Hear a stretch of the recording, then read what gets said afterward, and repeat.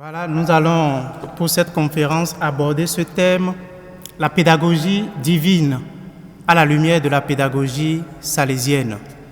Je voudrais déjà préciser que je ne suis pas prêtre salésien. Voilà. Je suis prêtre diocésain du diocèse de Porto-Novo au Bénin. Voilà, je fais mes études en sciences de l'éducation avec l'orientation pédagogie pour les écoles et la formation professionnelle à l'université salésienne.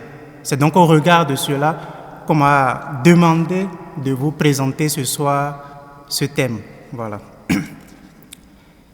Cette conférence que nous animons ce soir voudrait essentiellement mettre en lumière la pédagogie de Dieu. C'est-à-dire quoi? C'est-à-dire la logique de grâce par laquelle l'action de Dieu soutient l'existence et l'action de l'homme sous diverses modalités. En d'autres termes, comme le précise le catéchisme de l'Église catholique, il s'agit de comprendre le dessein divin de la révélation en le déployant dans l'histoire selon une pédagogie divine particulière. C'est-à-dire que Dieu se communique graduellement à l'homme. Il le prépare par étapes à accueillir la révélation surnaturelle qu'il fait de lui-même et qui va culminer dans la personne et la mission du Verbe incarné Jésus-Christ. La pédagogie divine est donc le langage et les moyens dont Dieu se sert pour éduquer les hommes ou réaliser son économie de salut selon l'expression de saint Irénée. Pourquoi? Nous le verrons plus tard. Car c'est de cela qu'il s'agit fondamentalement quand nous parlons de la pédagogie divine. Elle n'est autre que la pédagogie du salut. Ce salut prévu par Dieu pour l'homme dès la création. Puisque Dieu conduit, mène, accompagne son peuple vers la libération, vers le salut. Et cela rejoint bien évidemment l'étymologie grecque du terme pédagogie, qui vient du substantif paidos, qui veut dire enfant, et ago, qui veut dire conduire, accompagner, mener hors. Et donc Dieu accompagne son peuple, Dieu entre dans l'histoire personnelle de l'homme. Pourquoi? Pour l'amener au salut. C'est donc l'action de l'Esprit Saint en chaque chrétien. Il s'agira alors de comprendre l'appel d'un Dieu miséricordieux adressé à l'homme, de voir le chemin particulier de Dieu vers l'homme, de voir comment Dieu se révèle à l'homme et le conduit au travers de son histoire personnelle au salut. Et dans le cadre de cette conférence, nous nous appuyons bien évidemment sur la pédagogie salésienne, c'est-à-dire à la lumière de cette approche éducative de la congrégation fondée par Don Bosco pour aider les jeunes, pour aider tout homme à s'inscrire dans la logique chrétienne, pour vivre en bon citoyen et surtout en bon chrétien. En somme, nous parlerons de la pédagogie divine à la lumière de la pédagogie salésienne, si je peux ainsi m'exprimer. Mais en réalité, comment pouvons-nous comprendre la pédagogie de Dieu, c'est-à-dire l'action salvifique de Dieu dans l'histoire personnelle de l'homme? Autrement dit, comment interpréter la marche de Dieu avec son peuple, la démarche divine qui consiste à conduire l'homme et à l'aider pour son accomplissement, c'est-à-dire les étapes successives de la marche de Dieu avec l'homme, le conduisant à la pleine maturité de sa nature humaine, mieux à la sainteté. Pourquoi la pédagogie divine? Si bien évidemment nous savons que l'homme est créé à l'image et à la ressemblance de Dieu, et donc d'une certaine façon parfait. En un mot, ce questionnement pourrait être résumé en ces termes peut-être un peu théologiques. Pourquoi l'économie du salut? Pourquoi Dieu intervient-il dans l'histoire personnelle de l'homme? Puisque d'une certaine façon, la pédagogie intervient là où il y a besoin, là où il y a nécessité.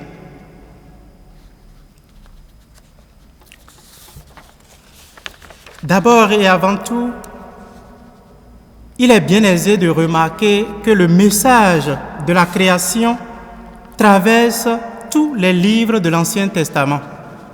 Dans la tradition biblique, les concepts de création et de salut semblent être unis par un doux fil conducteur, en ce sens que le Dieu qui crée est en même temps le Dieu qui sauve. Et à son tour, la connaissance de ce Dieu en tant que créateur nous permet alors de mieux comprendre l'initiative pédagogique de Dieu.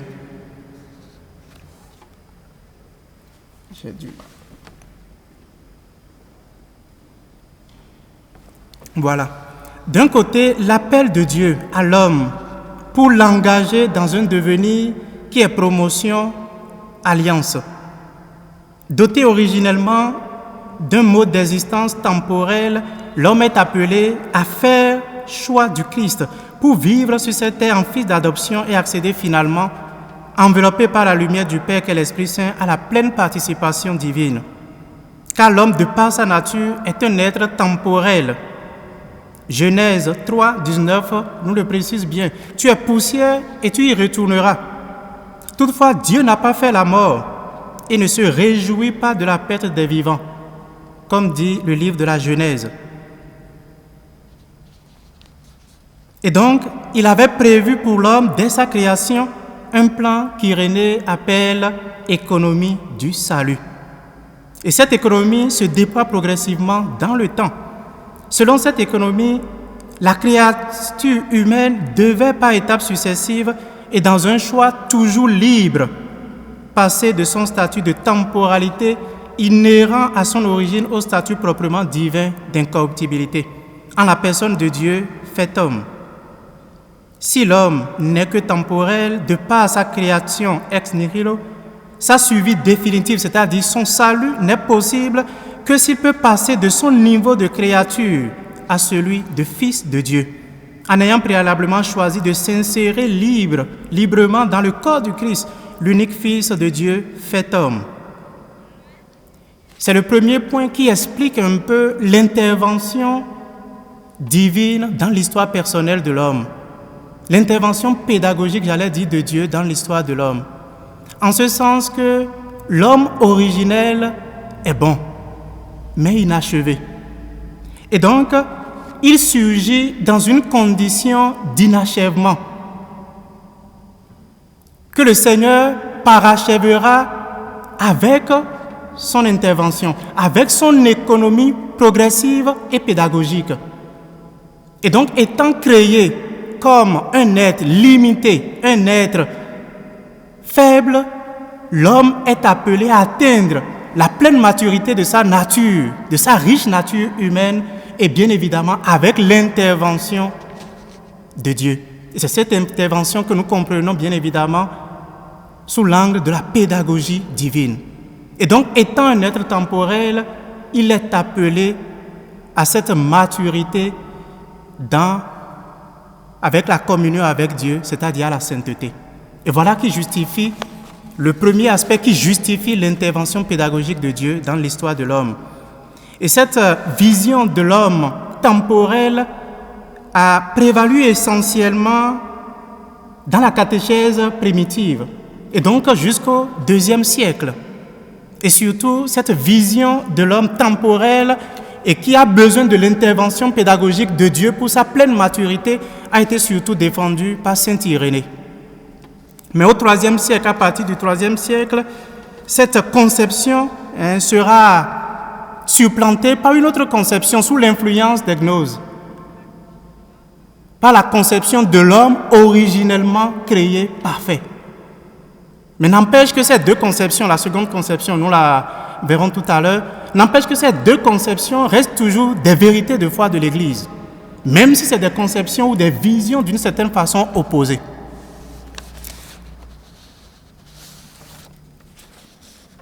Et donc, la création sans aucune faute de sa part a été entraînée par l'homme dans l'état d'impiété, dans l'état pécamineux.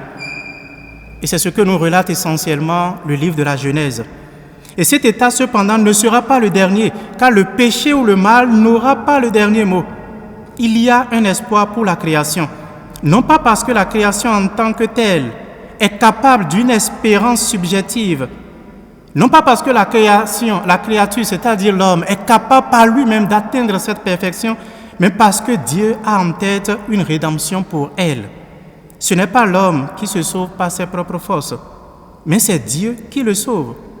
Ou encore, l'homme ne s'auto-éduque, mais c'est Dieu justement qui l'éduque et le sauve. Et cet espoir est lié bien évidemment à l'homme racheté, c'est-à-dire le Fils de Dieu, qui par un mouvement contraire à celui d'Adam, Adam a entraîné bien évidemment la chute de l'homme. Jésus, au contraire, entraînera un jour le cosmos définitivement dans son propre état de liberté et donc de gloire, de sainteté en somme. La venue du Christ nous invite à découvrir son rôle dans le mystère de la création, tandis que le salut est à nouveau compris comme une nouvelle création, l'homme redécouvrant sa liberté et sa gloire. Ainsi donc, nous pouvons comprendre que la pédagogie de Dieu que nous abordons avec cette conférence s'inscrit essentiellement dans la logique du salut, que Dieu désormais offre à la création, à l'homme après l'expérience du péché et du mal. Autrement dit, nous ne pouvons mieux cerner ce concept de pédagogie divine sans se référer d'une part à la création de l'homme comme être temporel et de l'autre à l'expérience du péché faite par l'homme, car c'est bien évidemment celle-ci qui l'empêche d'atteindre par lui-même la pleine maturité de sa nature humaine. Alors nous présenterons ce plan de Dieu, cette pédagogie divine avec l'homme partant de l'élection du peuple d'Israël et de son évolution dans le Nouveau Testament. Ce peuple ayant servi d'avant-garde au plan de salut de l'humanité, l'histoire de chaque homme avec Dieu peut être alors lue et interprétée à la lumière de l'histoire de ce peuple. Et cette révélation de la pédagogie de Dieu sera davantage mise en lumière avec la pédagogie salésienne que nous exposerons dans une seconde partie. Et enfin, nous conclurons avec les implications pour nous chrétiennes et chrétiens d'aujourd'hui, car la lumière projetée sur la pédagogie divine permet à l'homme de comprendre et de prendre davantage conscience de la prévenance divine et les moyens qu'il a désormais à disposition pour répondre favorablement à l'appel de Dieu.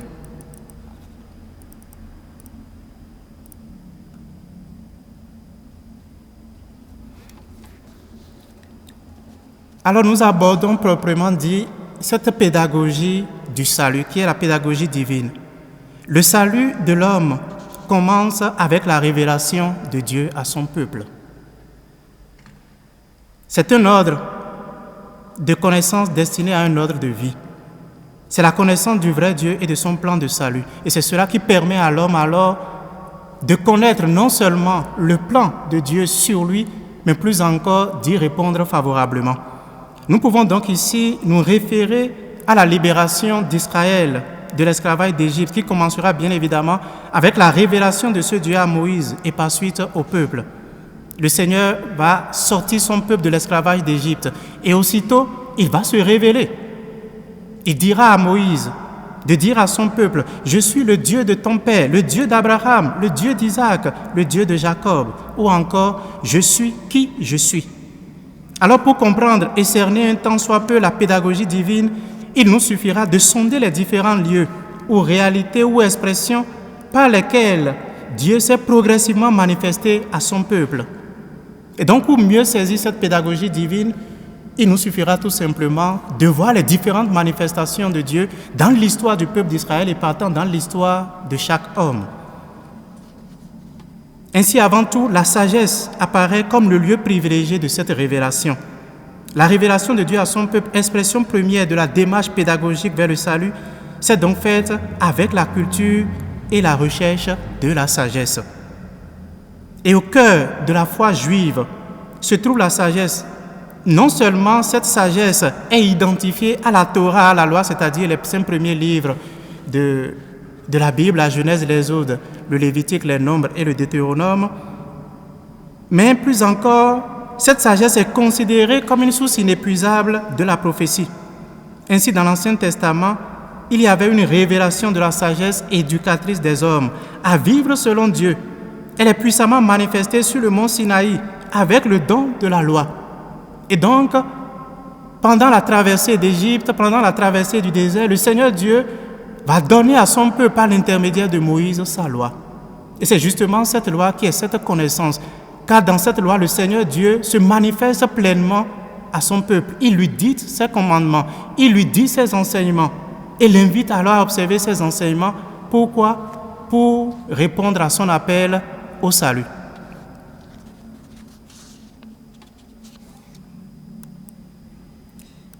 Et cette sagesse est puissamment manifestée sur le mont Sinaï avec le don de la loi donné par Dieu à Moïse afin qu'elle devienne la règle de la vie religieuse et morale du peuple de Dieu après sa libération d'Égypte.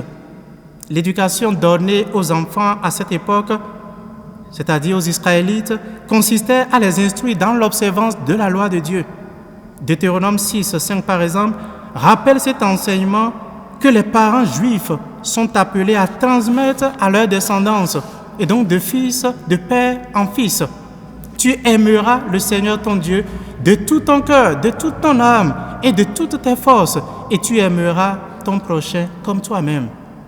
Et c'est donc un appel là à la recherche de cette sagesse qui n'est autre que l'enseignement de Dieu lui-même. Et les plus compétents dans la transmission de cette connaissance de la loi de Dieu étaient bien évidemment les enseignants de la sagesse, qui se sont consacrés entièrement à la méditation de la loi par une vie sainte et irréprochable, acquérant des dons extraordinaires de connaissances spirituelles par lesquels ils instruisaient le peuple dans l'observance de la loi dans tous les domaines de la vie. Et la présence de ces maîtres de sagesse parmi le peuple de Dieu est attestée par les livres sapientiels de la Bible, dans lesquels certains sages inspirés par Dieu nous ont laissé un immense patrimoine de sagesse éducative.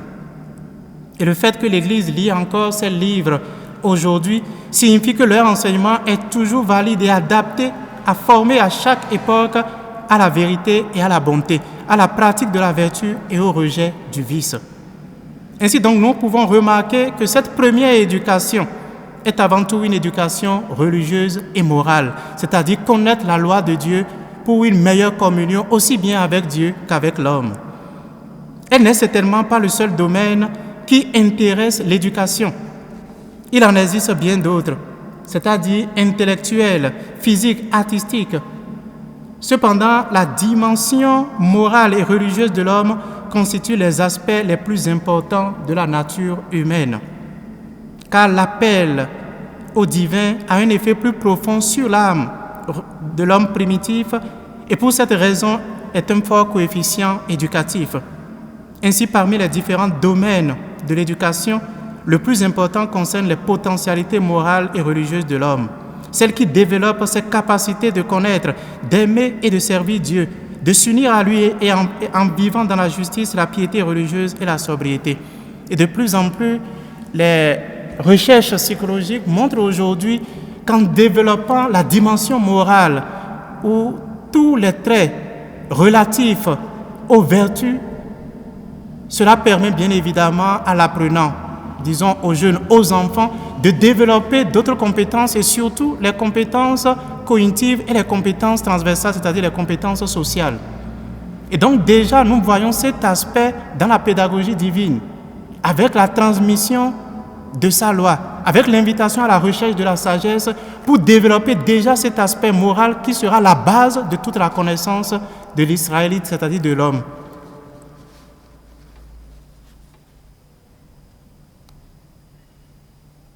Cette éducation religieuse est nécessaire car nous savons d'après la révélation que l'homme naît pécheur.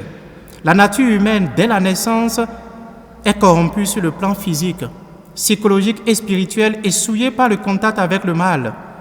Non seulement la bonté de la relation entre l'homme et la femme a été détruite, mais le développement naturel qui conduit l'homme de la naissance à la maturité a été aussi détruit.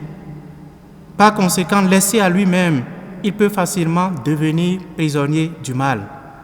Ainsi donc, la sagesse qui préside à l'éducation de l'homme est avant tout la sagesse religieuse.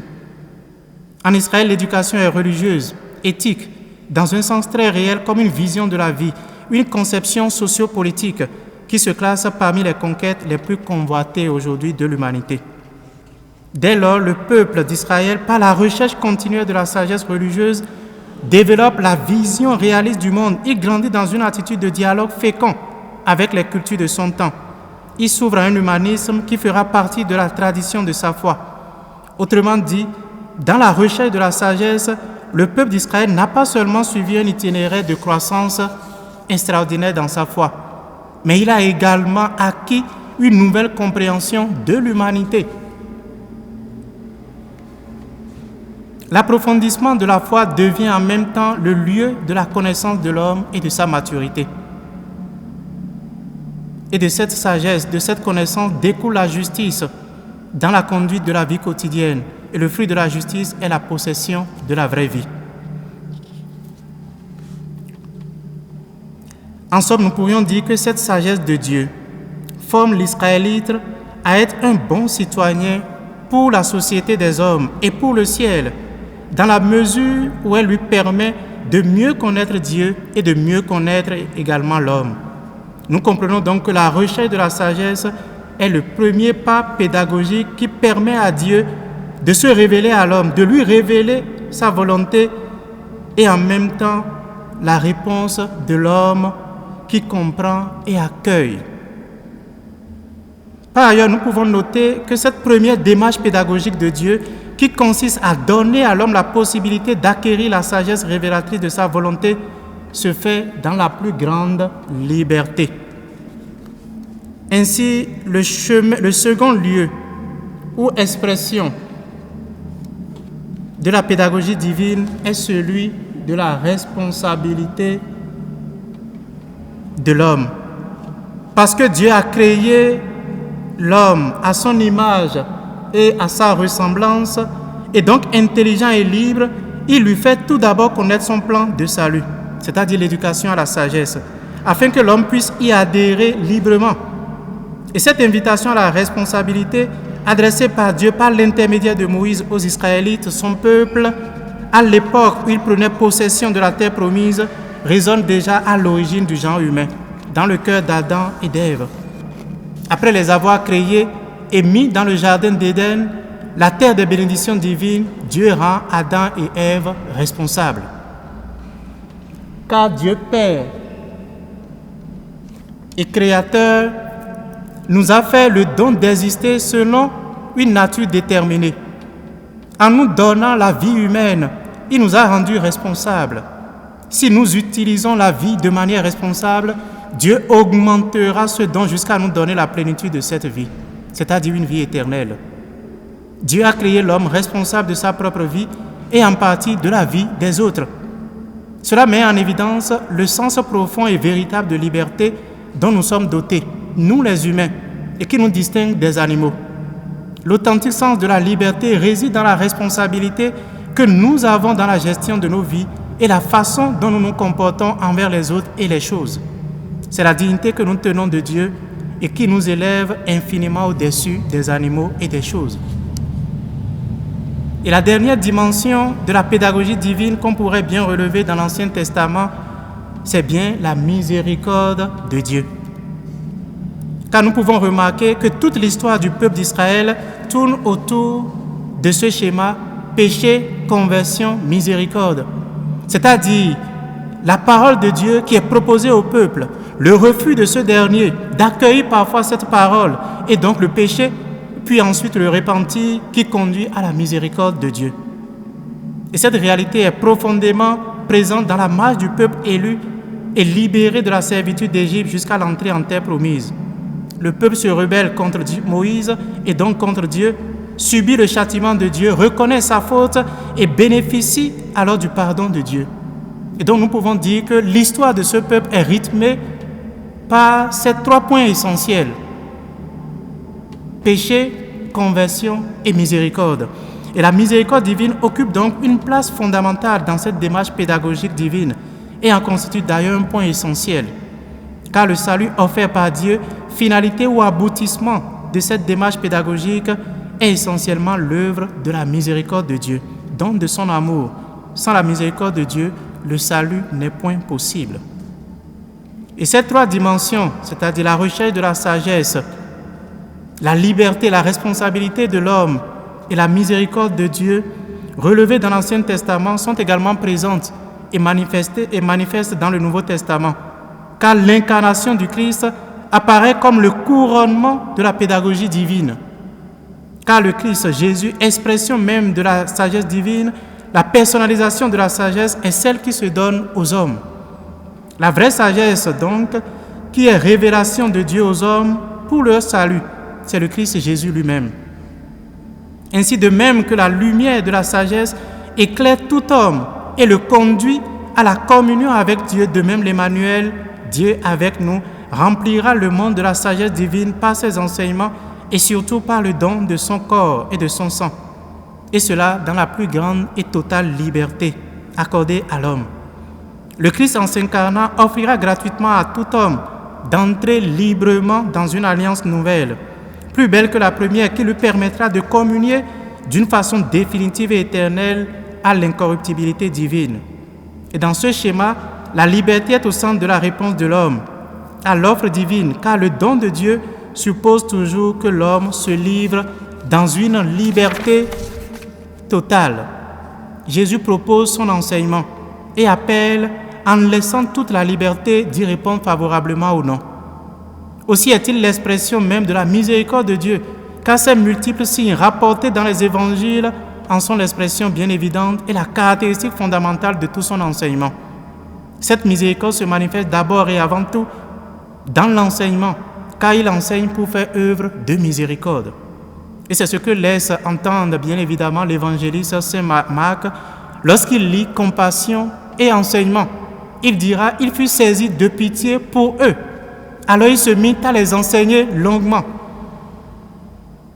Et cela au détriment de son propre repos. On voit donc dans son activité d'enseignement une œuvre de miséricorde. Et surtout, quand on se convainc que la misère humaine qui attire la pitié réside essentiellement dans l'ignorance.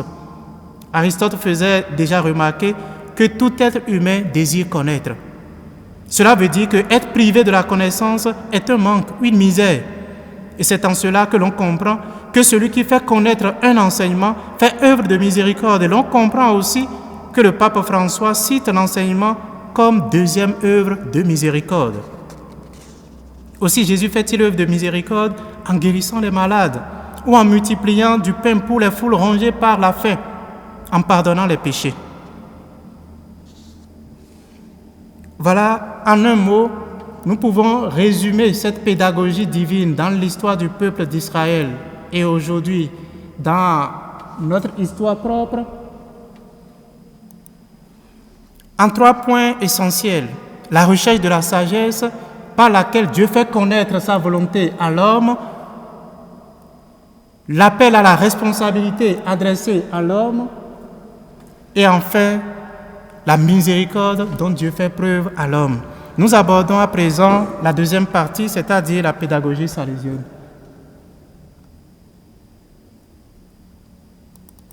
Je me perds un peu dans les PowerPoints.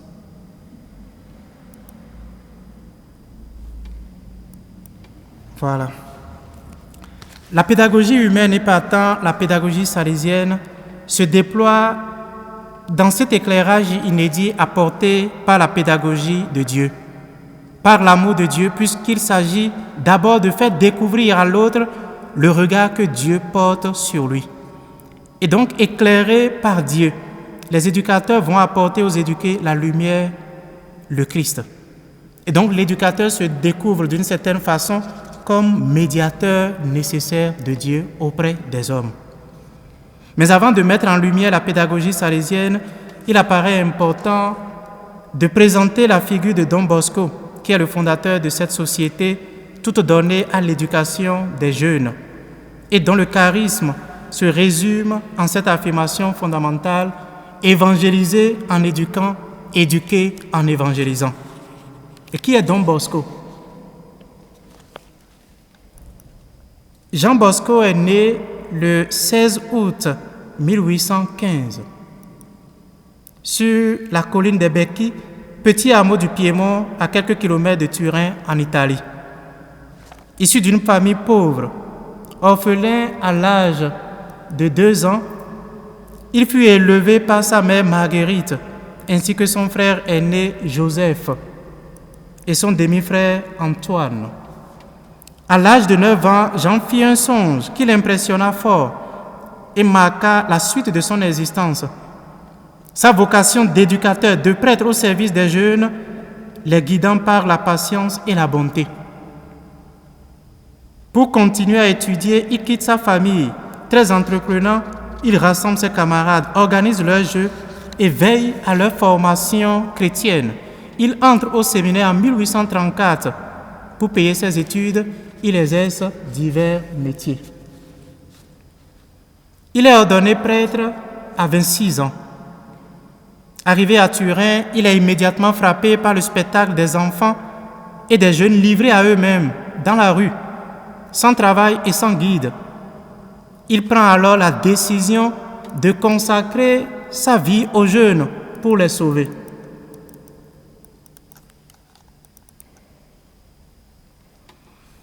Le 8 décembre 1841, dans l'église de Saint-François d'Assise, il rencontre Barthélemy Garelli, le premier d'une multitude de jeunes.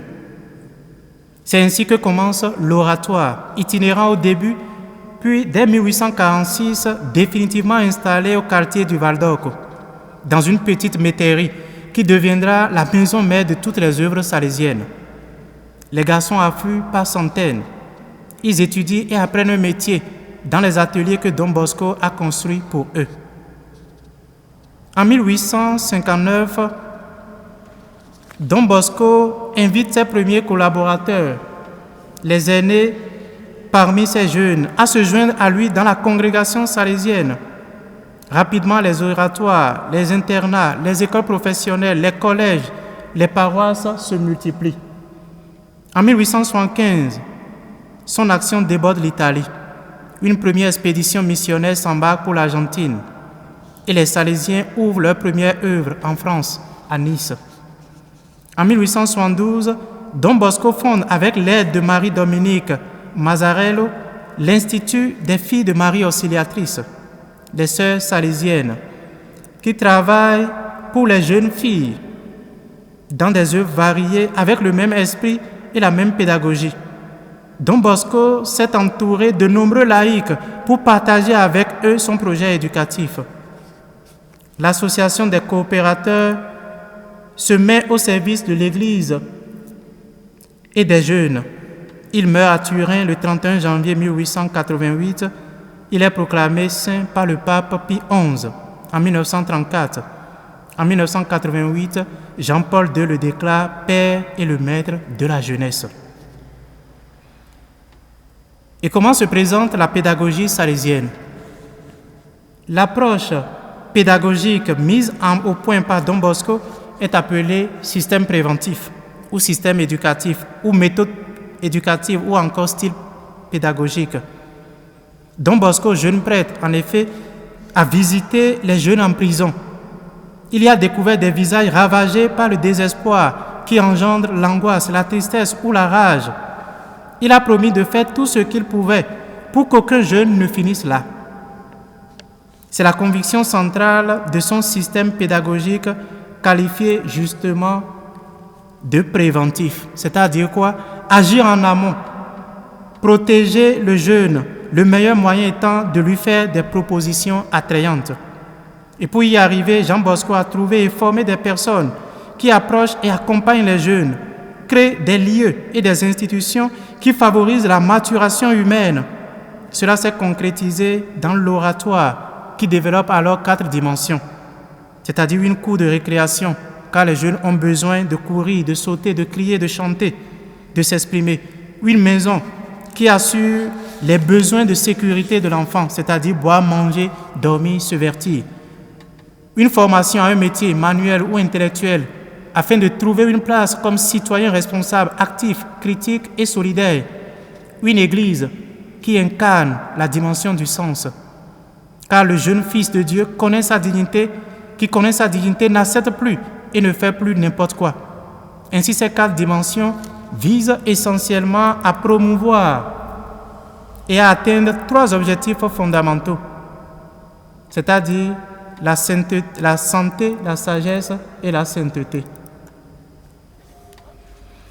Et tout ce qui peut créer ce milieu éducatif est convoqué. La musique, le théâtre, sport, jeux, danse, réflexion, éducation, silence, culture. Et tout cela est animé par des éducateurs qui font équipe avec les jeunes.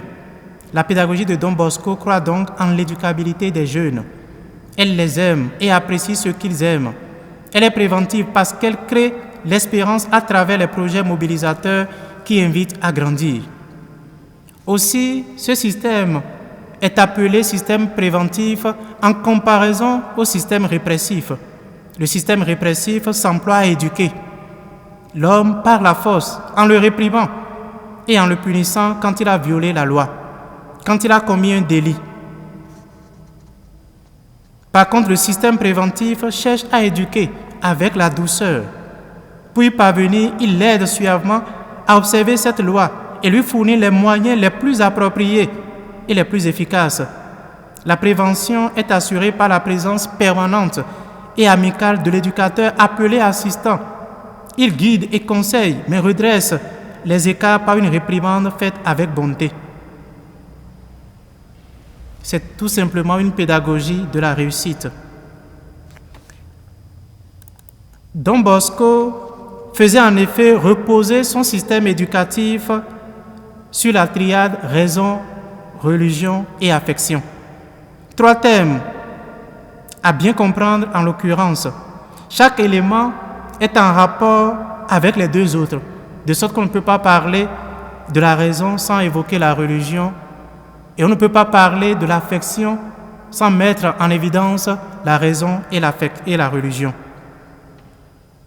Et c'est d'ailleurs pourquoi Saint Jean Bosco parle de système éducatif, un ensemble en relation. Ce sont donc 3 pôles qui entrent en tension ensemble et pas chacun dans son propre compte. Ces 3 pôles ne sont pas simplement des valeurs humaines et non seulement religieuses, ni seulement des valeurs d'amabilité, mais tous les 3 pôles ensemble, dans un climat de bonté, de travail, de joie et de sérénité, assurent le fonctionnement de la grâce d'unité dans l'action éducatrice. Et la raison signifiait pour Jean Bosco le refus de l'autoritarisme et d'une séduction malsaine. L'éducateur fait systématiquement appel à la capacité de discernement de son interlocuteur.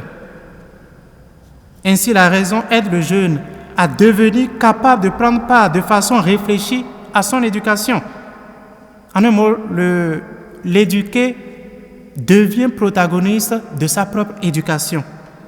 Il peut expliquer les raisons de son comportement. Alors on peut discuter, négocier, dialoguer avec lui sur les enjeux de son avenir. Elle promeut la capacité du jeune face à la société de la globalisation. Et par religion, Don Bosco entendait l'enseignement religieux chrétien et la pratique des sacrements, surtout les sacrements de l'Eucharistie et de la pénitence. Toute l'attitude pédagogique de Don Bosco s'enracine dans sa foi. Et cette foi se célèbre à travers les rites essentiels du sacrement de pénitence et de l'Eucharistie, ce qui invite le jeune à se conduire dans la vie quotidienne selon une éthique conforme à celle de l'Évangile. Ainsi, le sérieux de l'engagement moral et religieux est proposé et déterminé sur la base de processus et des critères raisonnables et aimants. Aussi, le jeune est-il porteur de questions essentielles sur le sens de sa vie. Tout jeune est capable d'une ouverture métaphysique. Le message chrétien propose un chemin alors qui transcende les échecs personnels.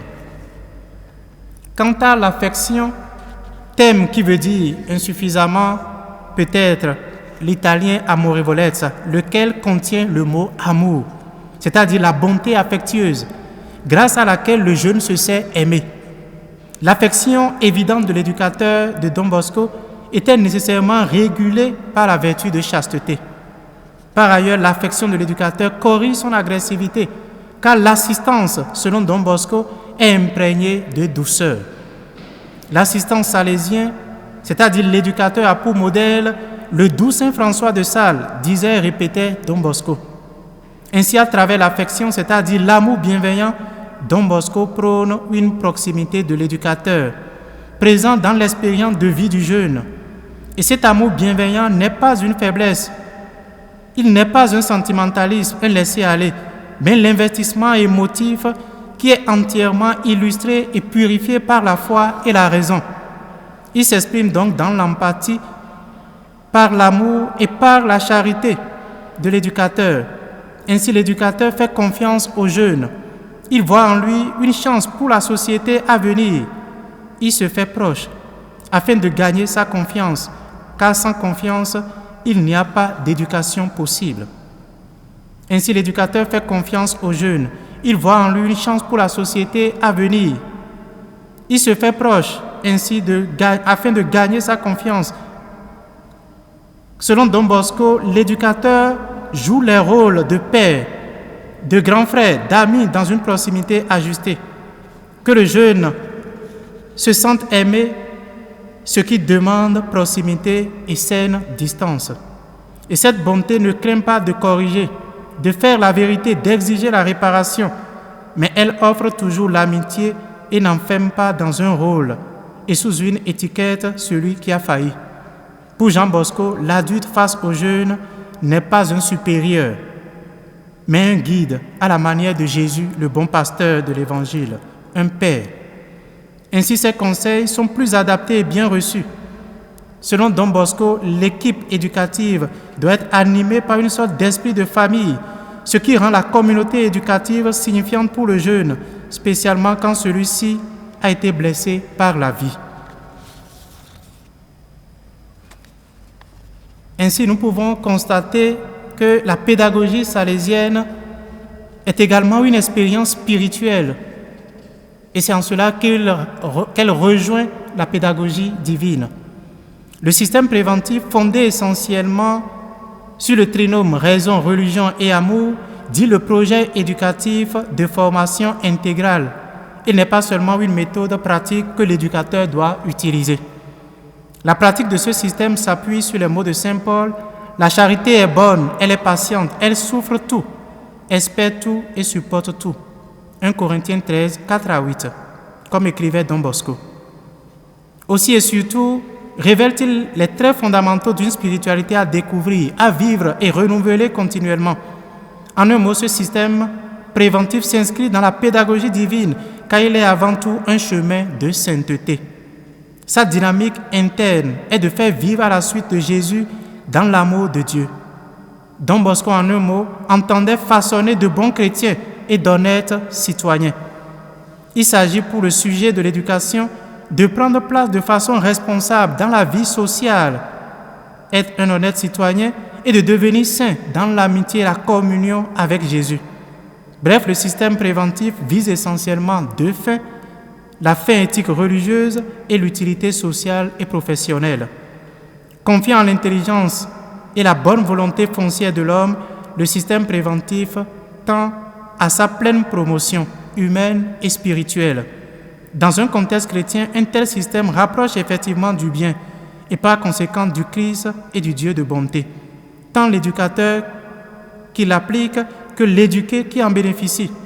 Et donc le système préventif peut être un chemin de sanctification et même de sainteté aussi bien pour l'éducateur que pour l'éduqué.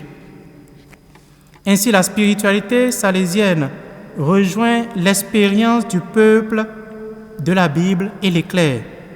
Quitter l'esclavage de l'Égypte, vivre avec les jeunes le désert qu'ils subissent, souvent trop seuls, pour qu'ils deviennent réellement libres.